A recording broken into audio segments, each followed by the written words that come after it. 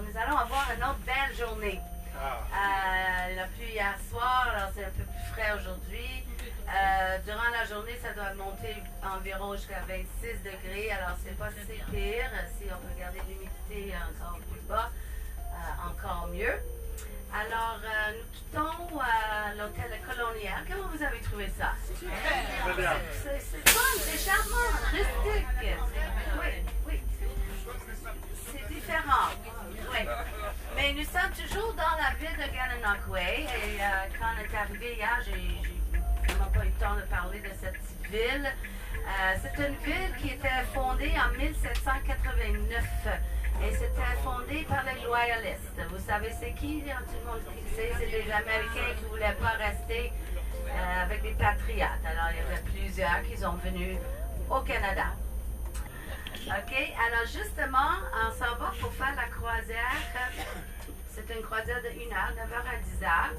Une petite balade. C'est dans le fond, pour ceux qui ne savent pas c'est quoi Mille-Îles, c'est un archipel. OK? C'est un archipel qui est situé dans la fleuve Saint-Laurent, qui compte 1864 îles. Okay? Ça s'étend 2 tiers côté Canada et 1 tiers est situé aux États-Unis. Alors, il y a des îles de tous les grandeurs. Vous avez des tout petites îles avec rien. Vous avez des îles un peu plus grandes avec peut-être juste une résidence. D'autres îles encore plus grandes avec quelques résidences. Et d'autres îles, comme j'ai montré hier quand on était à Kingston, Wolfe Island, c'est la plus grande île qui fait partie de Mille-Îles. Okay? Il y a des résidents qui habitent là toute l'année longue. Pour l'eau, pour boire l'eau potable, ils prennent l'eau de Saint-Laurent et ils utilisent un système de filtrage. Puis chaque résidence a de l'hydroélectricité. Les fils se passent en dessous de l'eau. Okay?